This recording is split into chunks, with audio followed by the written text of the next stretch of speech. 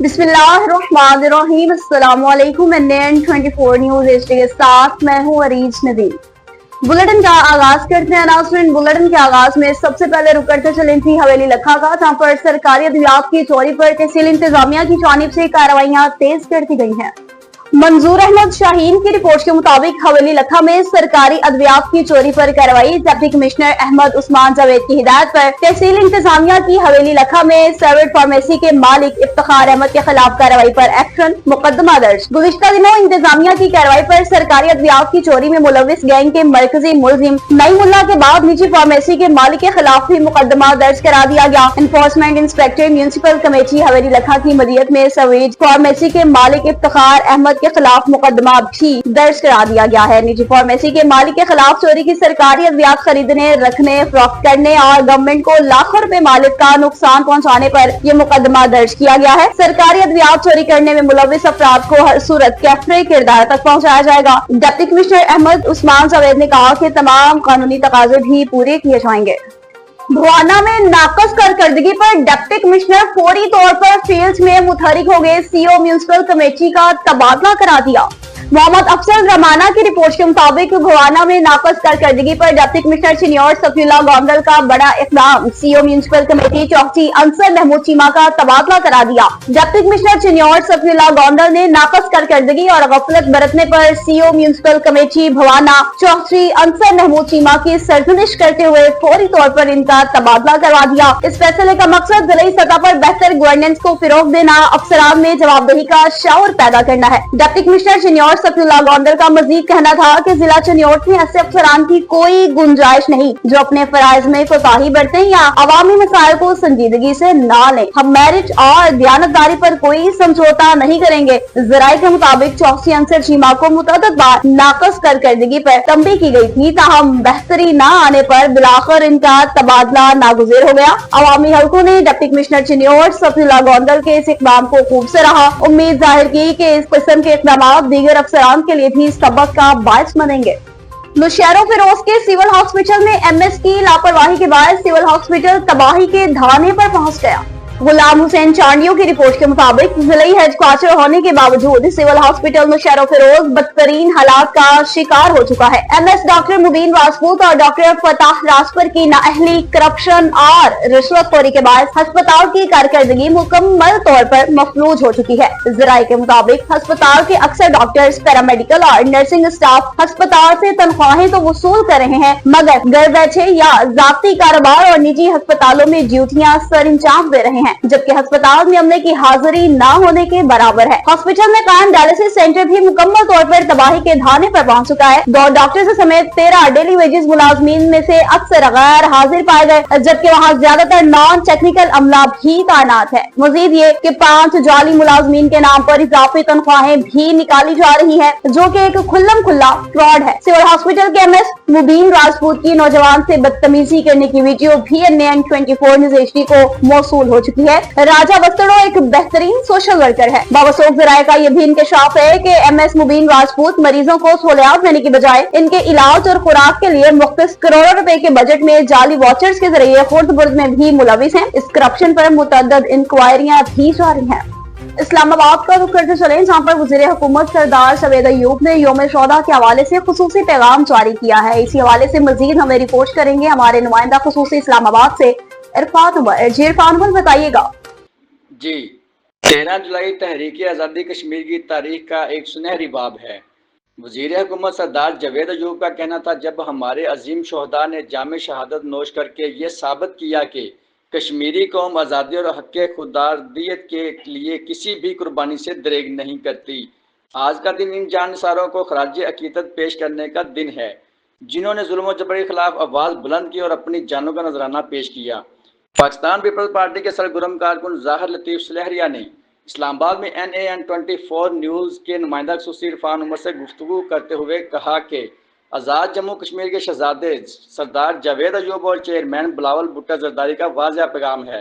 मैं उन तमाम शोहदा को सलाम पेश करता हूँ और उस अज़्म का अदा करता हूँ कि हम उनके मिशन को पाया तकमील तक पहुँचाने के लिए हर सतह पर अपनी जद्दोजहद जारी रखेंगे। पाकिस्तान पीपल्स पार्टी कश्मीर अवाम के हक़ खुदारदियत की मुकम्मल हमायत करती है اور اقوام متحدہ کی قراردادوں کے مطابق مسئلہ کشمیر کی پرامن حل کی حامی ہے۔ اللہ تعالی ہمارے شہداء کے درجات بلند فرمائے اور ہمیں ان کے نقش قدم پر چلنے کی توفیق عطا فرمائے۔ نمائندہ خصوصی NAN24 نیوز عرفان عمر، اسلام آباد۔ جی اور IG اسلام آباد کی جانب سے SSP اور SP کے اعزاز میں پروقار الوداعی تقریب کا انعقاد کیا گیا۔ مزید تفصیلات جان لیتے ہیں ہمارے نمائندہ خصوصی اسلام آباد سے عرفان عمر سے۔ جی عرفان عمر، بتائیے گا۔ جی IG اسلام آباد سید علی ناصر رضوی نے اسلام آباد میں اپنی خدمات سر انجام دینے کے بعد دوسرے اضلاع میں جانے والے افسران SSP یاسر افریدی اور SP خان زیب کے اعزاز میں ایک پروقار الوداعی تقریب کا انعقاد کیا۔ تقریب میں اسلام آباد پولیس کے تمام سینئر افسران کی شرکت۔ IG اسلام آباد نے دونوں افسران کی اسلام آباد میں خدمات کو سراہا اور مستقبل کے لیے نیک خواہشات کا اظہار کرتے ہوئے تحائف دیے۔ نمائندہ خصوصی NAN24 نیوز عرفان عمر، اسلام آباد۔ جی افسوسناک خبر شامل کرنے کے لیے بلٹن میں کچھ بات کرتے چلیں تھی چشتیاں کے حاصل پور روڈ کی، جہاں پر تیز رفتار مسافر بس اور کار کے درمیان خوفناک تصادم کا واقعہ پیش آیا۔ 6 افراد دم توڑ گئے۔ محمد آسم کی رپورٹ کے مطابق حادثے میں 2 خواتین اور بچوں سمیت 6 افراد موقع پر ہی جاں بحق ہونے والوں میں میاں بیوی، بھائی اور بیٹی شامل۔ حادثے میں بچوں اور خواتین سمیت 2 افراد شدید زخمی حالت میں ہاسپٹل منتقل۔ جاں بحق ہونے والوں میں اقبال، آصف، باسط، عقیلہ، مہنور شامل۔ زخمیوں میں واصف، عاطف، شمیم بیوی شامل۔ جاں بحق فیملی کا تعلق چشتیاں کے نواحی گاؤں چک 53 فتح سے ہے۔ ریسکیو ٹیم نے موقع پر پہنچ کر جاں بحق اور زخمیوں کو ہسپتال منتقل کیا۔ پولیس کی بھاری نفری موقع پر پہنچ گئی۔ پولیس نے مسافر بس تحویل میں لے کر قانونی کارروائی کا آغاز کر دیا۔ اب آپ کو بتائیں تو لویا اور کزئی میں شجرکاری مہم کا باقاعدہ طور پر افتتاح کر دیا گیا۔